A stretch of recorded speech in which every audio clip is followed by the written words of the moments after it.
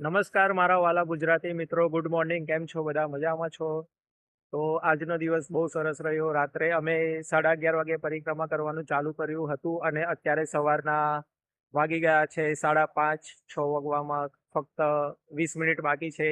તો અમે અત્યારે આવી ગયા છે આ જે પુલ બનાવ્યો છે એના પર, જ્યાંથી તમને ચોખ્ખું દેખાશે કે આ નર્મદા નદી જે છે એ ઉત્તર વાહિની કેમ કહેવામાં આવે છે, કેમ કે આજે 1 મહિના દરમિયાન આનું જે પાણી છે એ ઉત્તર દિશા તરફ વહે છે, તેથી તેને ઉત્તર વાહિની કહેવામાં આવે છે.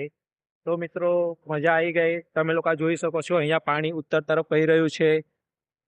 તો દેખો મિત્રો, અહીંયા પાણી તમને એકદમ ચોખ્ખું અને સરસ જોવા મળશે અને તમને જોવા મળશે કે પાણી ઉત્તર દિશા તરફ વહી રહ્યું છે.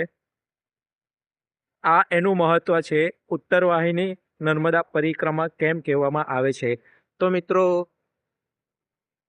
થાકી તો ગયા જ છે મિત્રો, થાક તો લાગે, પણ જો આપણે નર્મદા પરિક્રમાનું પુણ્ય લેવું હોય તો નર્મદા પરિક્રમા કરવી પડે.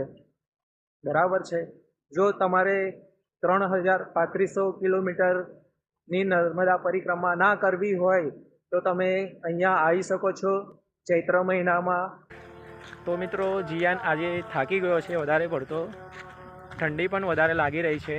નર્મદા પરિક્રમા અહીંયા તિલકવાડામાં પૂર્ણ થઈ છે. દર વખત અમે રામપુરાથી નર્મદા પરિક્રમા ચાલુ કરીએ છીએ, પણ આ વખતે અમે તિલકવાડાથી નર્મદા પરિક્રમા ચાલુ કરી છે, કેમ કે અમે રાત્રે મોડા આવ્યા હતા પોતાનું પ્રાઇવેટ વ્હીકલ, 2 વ્હીલર ગાડી લઈને, એટલે અમે તિલકવાડીથી પરિક્રમા ચાલુ કરી. પરિક્રમા કરવામાં અમને ખૂબ જ આનંદ આવ્યો છે અને અત્યારે સવાર પડી ગઈ છે. તમે જોઈ શકો છો વાતાવરણ એકદમ અલૌકિક લાગે છે. પવન એકદમ ઠંડો ઠંડો આવી રહ્યો છે અને ઠંડી પણ લાગે છે.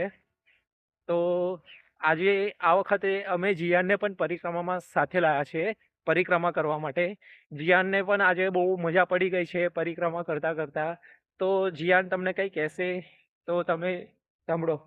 જીયાન જીયાન થાકી ગયો છે એટલે કંઈ નહીં કે લાગે છે. તો મિત્રો, ચલો મળીએ.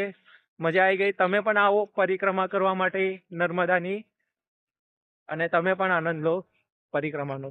તો મિત્રો, તમે પણ નર્મદાની પરિક્રમા કરવા માટે આવો. બરાબર, એક દિવસ કાઢીને અવશ્ય આવો. ચૈત્ર મહિનામાં તો પરિક્રમા કરવી જ જોઈએ. નર્મદે હર, નર્મદે હર. જીયા